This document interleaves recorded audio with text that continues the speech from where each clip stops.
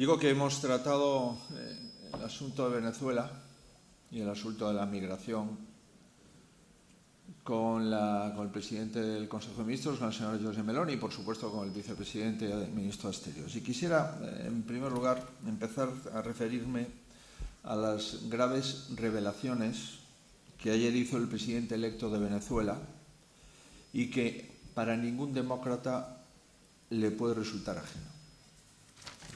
Edmundo González ganó las elecciones en Venezuela con el apoyo mayoritario de los venezolanos. Las actas están a disposición del mundo, las actas de la oposición, dado que el gobierno se niega a revelarlas. Como también lo están las prácticas mafiosas de un régimen que se niega a aceptar el resultado de las urnas y la evidencia de que algunas de esas prácticas mafiosas han tenido como escenario la embajada española en Caracas. Lo diré con absoluta claridad y también con absoluta tristeza. De ninguna manera, bajo ningún concepto, sin ninguna excusa, se puede tolerar que en una embajada española se coaccione a nadie, menos a un representante del pueblo venezolano. Y menos aún por quienes son protagonistas de un demoledor informe de Naciones Unidas, me refiero a Delcy y a su hermano, de violación masiva y perpetrada con los derechos humanos después de las elecciones y antes de las elecciones.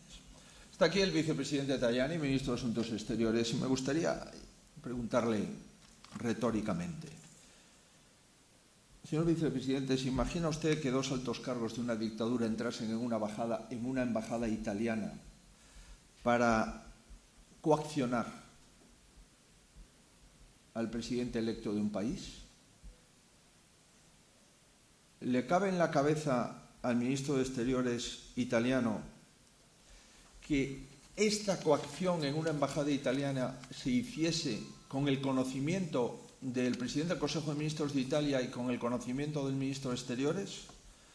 Y la segunda pregunta que le puedo trasladar al vicepresidente y ministro de Exteriores es: ¿asumiría el gobierno italiano un episodio de estas características? La respuesta es evidente, y mi posición también. El gobierno español ha mentido. La diplomacia española, pilar esencial de la diplomacia europea en Iberoamérica, no puede estar al servicio de un régimen dictatorial.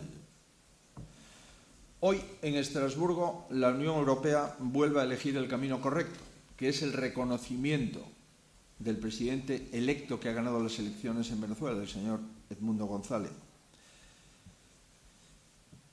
Lamentablemente, en mi país, España, ha llegado muy lejos y se debe de parar. Y mi posición es muy clara. En primer lugar, el embajador en Venezuela ha de ser reemplazado. En segundo lugar, el ministro de Asuntos Exteriores español ha de presentar su dimisión. Y en tercer lugar, el presidente del Gobierno de España ha de dar explicaciones inmediatas y asumir que España no es equidistante entre la civilización y la extorsión, y no es equidistante entre la democracia y la dictadura. No puede ser equidistante ni colaborador. Mire, yo no sé cuáles son las razones del posicionamiento del gobierno español en no querer reconocer el resultado democrático de las urnas en Venezuela. No sé por qué el gobierno español y su partido han votado en contra de la democracia en Venezuela esta mañana en Estrasburgo. No sé cuáles son las razones del señor Sánchez, ni las razones del expresidente Zapatero. No sé si son razones de carácter político, ideológico o económico, pero sí le digo que si el presidente del gobierno de mi país elige la dictadura y no la democracia, me va a tener enfrente